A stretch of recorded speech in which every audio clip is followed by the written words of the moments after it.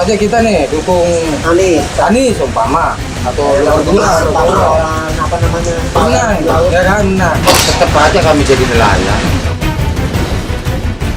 Untuk anak ya mudah-mudahan sih ya kalau bisa ya jangan sampai ikut nelayan juga lah. Aman teduh kayaknya.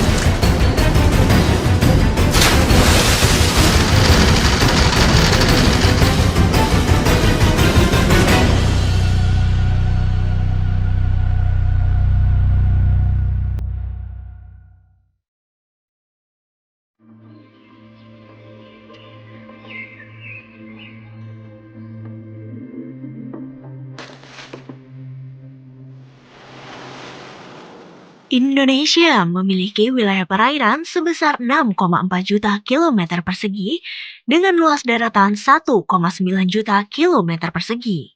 Sebagai negara maritim, kekayaan sumber daya laut Indonesia memiliki potensi yang besar dalam memajukan perekonomian negara. Dan semua itu bisa didapat karena jerih payah para nelayan.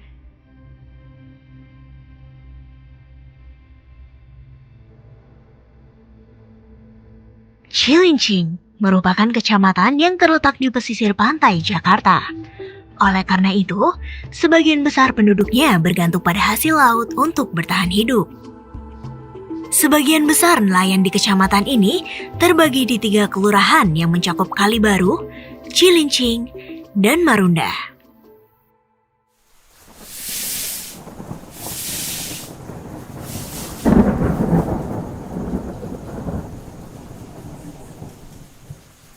Jalan dulu ke sono kami. Hah? Apa? Kalau misalnya situasinya ombak, balik, jangan dipaksain.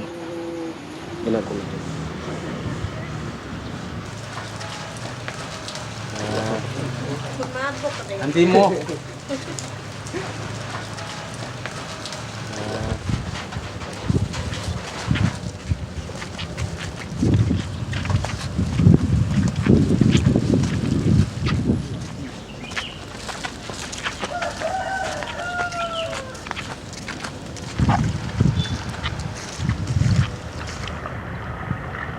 kapalnya yang mana bang? Ombak.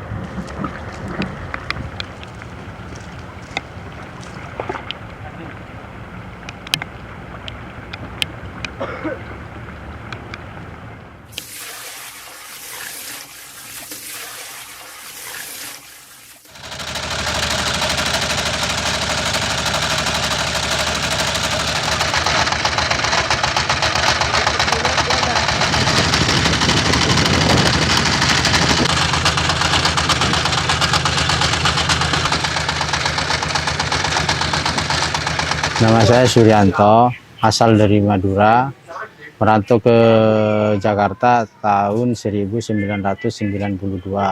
Dari kakek saya, namanya di kampung udah istilahnya rumahnya di pinggir kali, di pinggir sungai.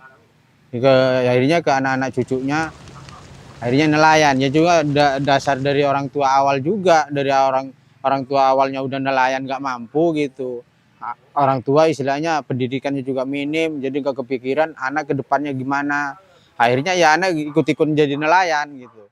Nama saya Safidin Abdullah, pekerjaan saya nelayan, saya tinggal di Kecamatan Cilincing, Jakarta Utara. Saya jadi nelayan sudah 8 tahun. Awal-awal pertama nelayan sih, dampaknya pertama sih mabok pasti itu ada. Sampai nggak bisa jalan kaki tuh, sampai muntah kuning.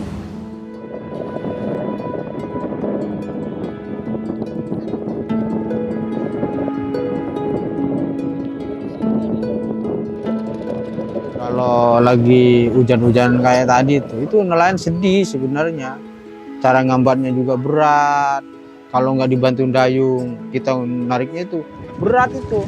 Berlawanan sama angin. Beda kalau kita ngikutin angin, enteng. Karena perahu didorong angin. Kayak tadi kalau anaknya nggak ngikut, itu nggak bantu dayung.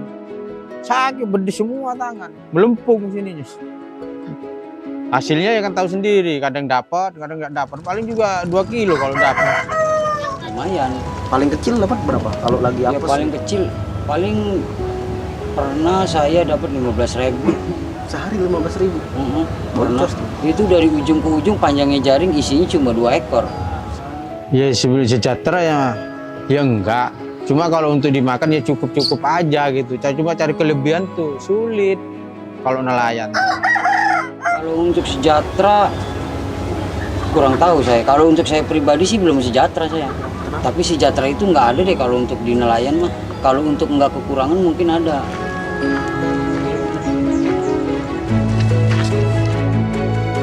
Berdasarkan data capaian indikator kinerja KKP per Januari 2024, nilai tukar nelayan mencapai 105,4. Itu artinya nelayan belum sejahtera. Nilai tukar nelayan yang merepresentasikan kesejahteraan berada di angka 200 hingga 300. Pertama, kalau bicara soal kesejahteraan nelayan, karena memang kita tidak punya konsep yang jelas gitu ya. Kalau bicara soal kedaulatan, kemudian dikorelasikan dengan kesejahteraan apa yang kita punya dengan laut yang cukup luar biasa kaya ya. Tapi kita memang nggak punya tuh petanya, kita mau ngapain dengan sumber dayanya, kita mau apakan manusia yang ada di dalamnya gitu. Ini terlihat dari gambaran bagaimana pola pembangunan yang hari ini itu terus berubah gitu ya, sesuai dengan kebutuhan dari investasi misalkan ya. Tapi kalau kita bicara soal bagaimana kita mau mendorong nelayan supaya bisa beradaptasi gitu ya dengan pembangunan yang hari ini semakin masif, nggak ada manusianya diurus gitu ya, tidak punya program yang cukup fokus untuk mengembangkan sumber daya manusianya.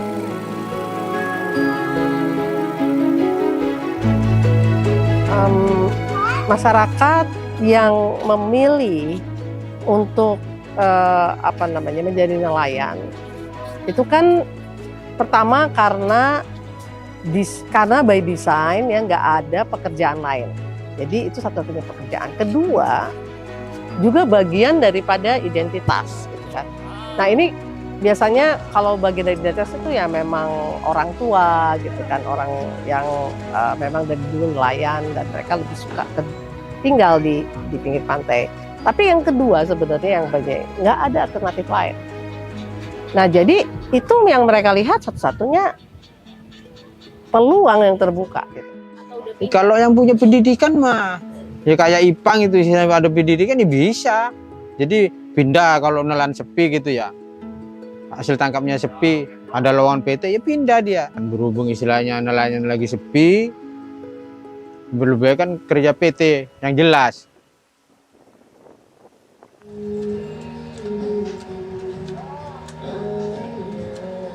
Nama saya Nuripan, umur 33. Pekerjaan sekarang di KBN Cakung, produksi bagian kebersihan. Ya awalnya sama, kita sharing sama kawan kan, mengenai laut, bagaimana nih, aduh usaha lagi begini, keadaan lagi begini, ngarapin sama siapa, tolong sama siapa. Yaudah kata dia, siapin aja lamaran, ikuti PT mau gua. Kalau dari kita sendiri sih lebih enak, nyaman di laut, karena bebas, terutama masalah jam kerja. Kita bisa berangkat jam berapa aja yang kita mau. Kalau di darat kan udah ada jam-jam tertentu, nggak bisa kita sembarangan. Nah perbedaannya jauh, kalau dari PT kita udah bikin alarm, itu jam 6. Alarm nih paling enggak setengah 7 siap-siap, setengah 7 jalan. Ditanya cukup mah ya pas, cuman kontrakan kadang-kadang nggak bisa kebayar. Ya bisa dibilang bisa kebayar kontrakan, walaupun nggak seberapa lebihnya, tapi paling endingnya tuh bisa lah bayar kontrakan buat makan kita sehari-hari bisa lebih. Ya pengennya mah lebih lah, nggak ada yang maksudnya kalau bisa lebih lah, kalau bisa mah. Cuman kan memang bisanya kita, kemampuan kita cuman sebegitu, seadanya jalannya itu.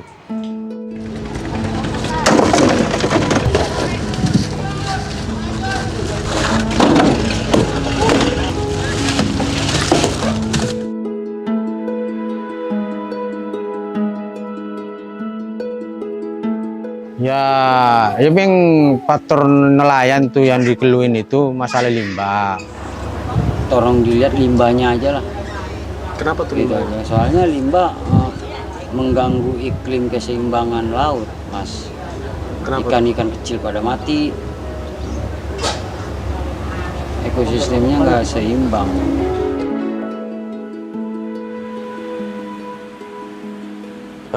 Untuk penanganan limbah memang itu bukan merupakan tupoksi kami, karena untuk limbah itu adalah dari Kementerian Lingkungan Hidup dan juga Dinas Lingkungan Hidup.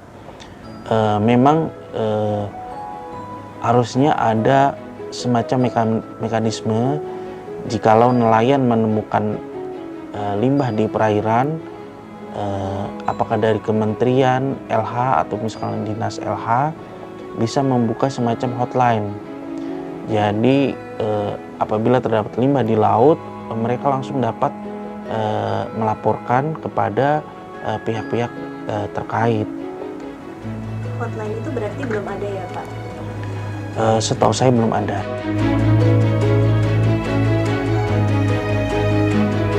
Terus cantrang, arat, tuh itu keluarnya nelayan. Kenapa keluarnya nelayan begitu ya? Tumbuh karang habis, jaring-jaring habis, dikena garuk semua.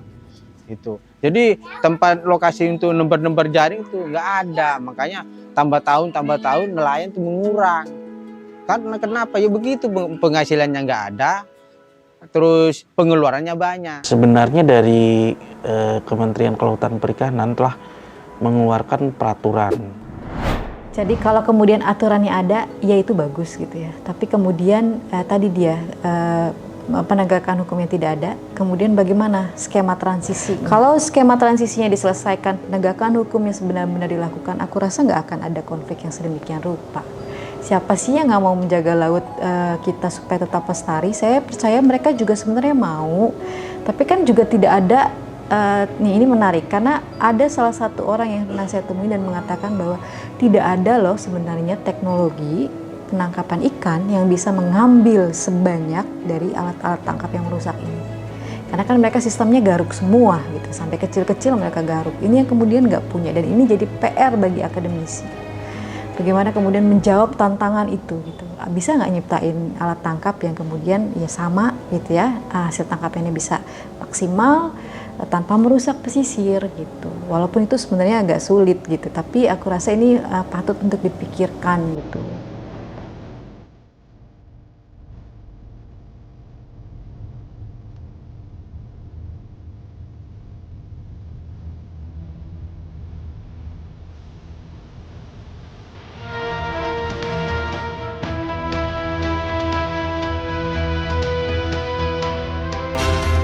Tanggul ini ya, bukannya kita istilahnya menentang pemerintah, enggak.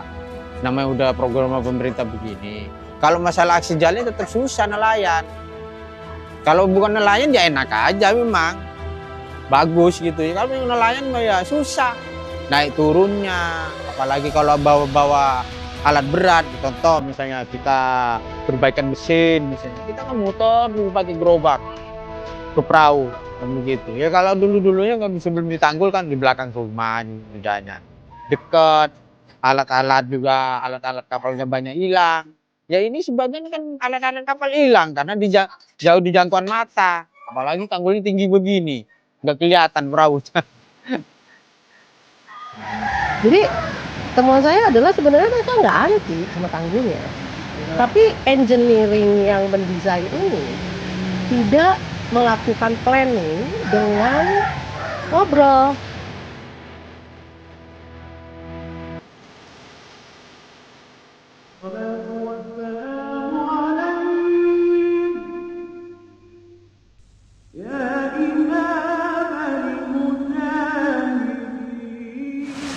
Jadi mah ya udah pada lewat. Dukung ini, Dukung saya jadi presiden. Giliran saya jadi, ya udah begitu aja. Tetap aja kita nih dukung Anies umpama atau nomor 2 atau apa namanya, menang ya kan, menang. Tetap aja kami jadi nelayan, nggak mungkin saya berubah. Kalau mudah-mudahan pemerintah peduli sama nelayan pinggiran, nelayan kecil lah. Ini sebenarnya pikirnya apa masyarakat? Kami masyarakat kecil, kita ikuti aturan pemerintah. Tapi kenapa tiap tahun berubah-ubah? Kan begitu. 38. Tiap tahun ganti pejabat. Malam ini ganti nggak ada lain yang acaranya. kintal dapatnya. Tiap tahun begitu. Jadi nelayan seakan-akan kayak boneka. Bukan kecelakaan juga. Kenapa kita bilang ya jangan jadikan isu lingkungan dan konflik warga itu menjadi komodifikasi politik mereka gitu. Kasihan orang-orang ini gitu.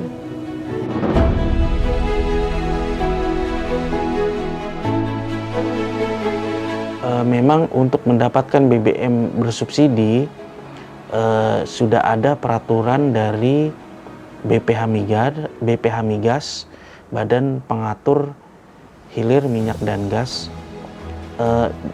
nomor 2 tahun 2023. Memang di situ dipersyaratkan harus mempunyai, untuk nelayan yang kapalnya kurang dari 5 GT harus mempunyai KTP dan juga pas kapal.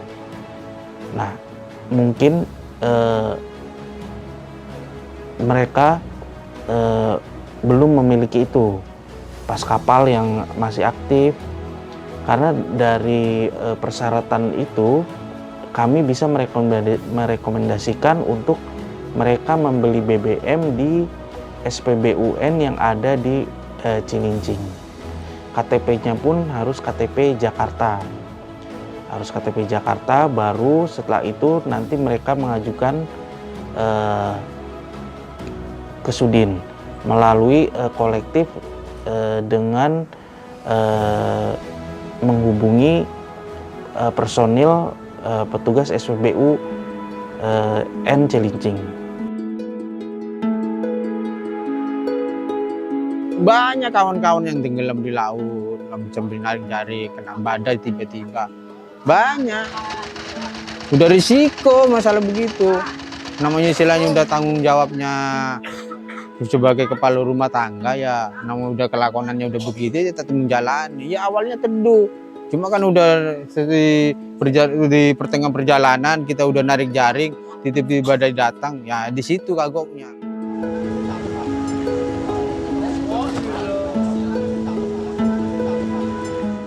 Kalau dari catatan Kiara sebenarnya setiap tahun itu kurang lebih di atas 50 orang yang biasanya harus menghadapi baik itu meninggal di laut ataupun hilang gitu. Kadang-kadang mereka tuh tahu ya mereka tidak bisa melewati ombak gitu. Tapi karena kadang-kadang mereka sudah beli bahan bakar, sudah nyiapin bekal, jadi mereka tetap menjemput rezeki bahasanya pergi melaut gitu. Nah, ini yang kemudian menjadi catatan penting. Artinya setiap tahun itu memang selalu ada fenomena seperti itu. Itulah kenapa Kiara itu selalu mendorong nelayan ini untuk bisa punya asuransi. Nelayan yang ada di wilayah Jakarta Utara sebagian besar sudah terdaftar di KUSUKA, Kartu Usaha Perikanan. Nah, tahun kemarin bulan Desember melalui kartu KUSUKA itu telah dilakukan pendataan dan nelayan mendapatkan apa yang disebut dengan kartu BPJS Ketenagakerjaan. Jadi dari situ mereka apabila terjadi kecelakaan kerja atau sampai meninggal pada saat melaut, mereka akan mendapatkan santunan sesuai dengan mekanisme yang ada di BPJS Ketenagakerjaan. Namun memang mereka harus membayar iuran bulanannya. Kalau mereka tidak membayar iuran bulanannya, maka otomatis kartu itu tidak berlaku. Nah, itulah yang kami coba sosialisasikan kepada nelayan supaya mereka membayar rutin kartu BPJS Ketenagakerjaan.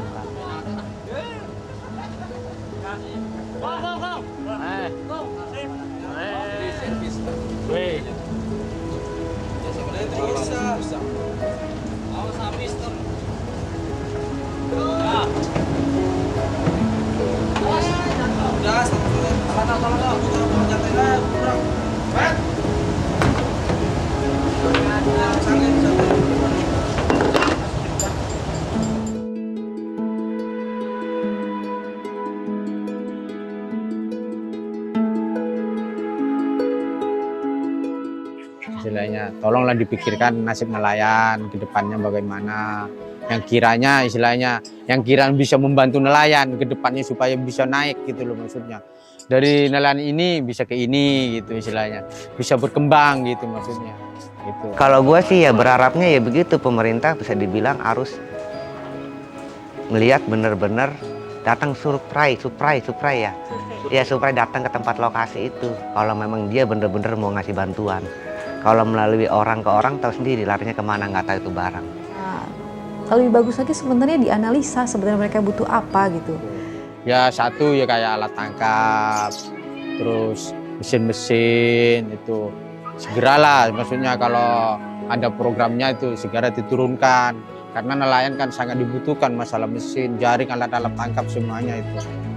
Kalau bisa ya apalagi perahu yang kecil yang kira-kiranya 1 GT, 2 GT tapi bentuknya sama kayak biasa nelayan pakai gitu supaya bantuannya tidak mubazir gitu loh.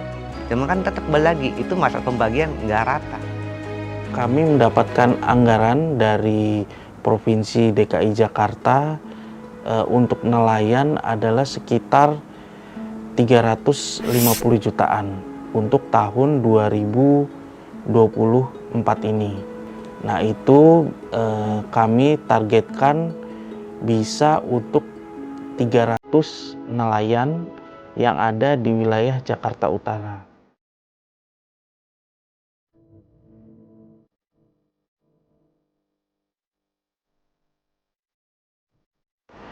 Memang karena keterbatasan anggaran dari Sudin KPKP Jakarta Utara dan juga keterbatasan anggaran dari Dinas KPKP Provinsi DKI Jakarta, sehingga bantuan yang kami berikan memang tidak bisa menyeluruh ke semua nelayan. Ya, janganlah, cukup saya aja udah, karena kita istilahnya nggak ada punya pendidikan, istilahnya orang tua nggak mampu, ya jangan sampai mana anak-anak kita biar dia agak cermelang lah gitu. Kalau untuk ke situnya ya untuk anak ya mudah-mudahan sih ya kalau bisa ya jangan sampai ikut nelayan juga lah. Kalau bisa sih kalau saya ini ya setidaknya apa kayak pekerjaannya gitu. Nah, kawan-kawan yang ada di pesisir, kalau dia memang nelayan yang sudah cukup berusia gitu ya, dia biasanya memilih untuk tetap ya tetap ada di laut, mau hasilnya sedikit atau banyak gitu ya, itu tetap mereka di laut. Tapi biasanya yang sudah berusia ini akan mengatakan kepada anaknya lebih baik tidak usah menjadi nelayan, karena mereka tahu bagaimana susahnya jadi nelayan. Tidak adanya fasilitas dari negara, tidak adanya asuransi yang diberikan, karena asuransinya kan harus bayar hari ini. Akhirnya mereka berjuang tuh setengah mati untuk kemudian menjadikan anak-anak mereka tidak jadi nelayan gitu. Iya, kalau pengen orang tua mah anak kan sekolah nih, terserah antar cita-citanya mau kemana, mau jadi apa kan begitu. Yang penting intinya apa keinginan anak ya tetap kayak orang tua kita nih, tetap diusahakan gitu loh maksudnya, walaupun kepala ke kaki, kaki ke atas, siap saya gitu maksudnya. Pada 2017 hingga 2022, jumlah nelayan tercatat terus menurun. Pada 2017, jumlah nelayan mencapai 2,67 juta jiwa. Namun, pada 2022, Kementerian Dalam Negeri mencatat jumlah nelayan di Indonesia hanya sebanyak 1,27 juta orang saja. Yang kemudian jadi tantangan, karena ada stigma, ada kemudian kemiskinan terstruktur yang kemudian membuat nelayan semakin miskin, dan di nelayan dan perempuan lain itu berharap anak-anak mereka tidak merasakan apa yang mereka rasakan. Ini tantangan regenerasi yang hari ini dihadapi oleh semua orang, terkhusus adalah kita semua ini gitu. Itu yang jadi berat sih. Saya jadi YouTuber.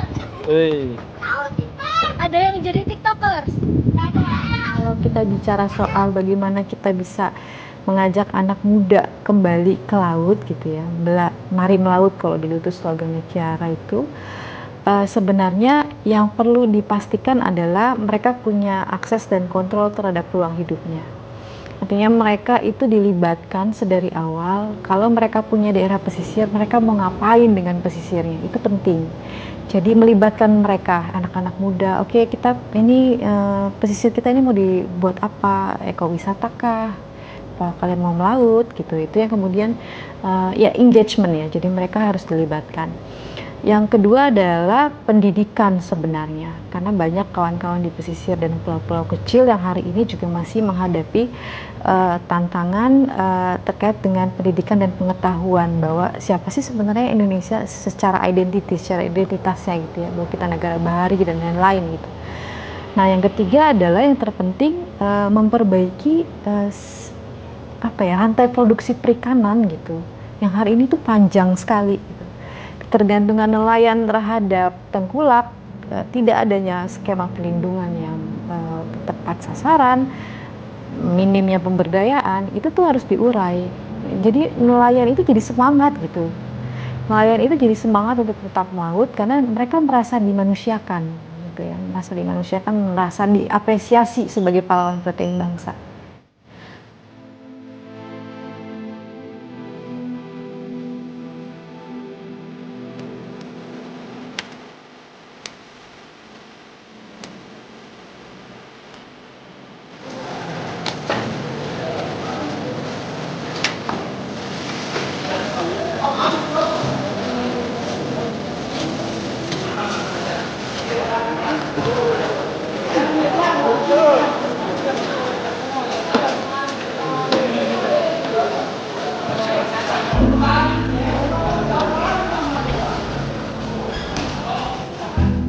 Ya semua ya dari nelayan. Makanya istilahnya kerjaan yang istilahnya yang makmur itu nelayan sama petani sebenarnya. Ada pelanggan di sini cari pasar.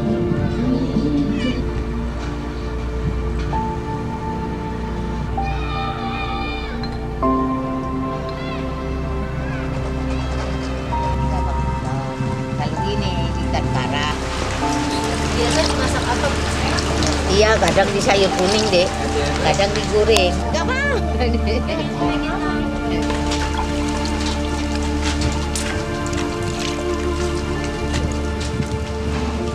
Mereka adalah aktor penting, mereka ini ya, aktor penting memastikan kita ini nggak kelaparan, nggak kekurangan gizi loh, tapi mereka itu minim apresiasi. Kita nggak pernah berterima kasih atas satu piring makanan yang ada di meja kita. Kita kurang sekali mengapresiasi mereka, padahal mereka mendapatkan itu dengan jerih payah gitu ya, yang berdarah-darah gitu.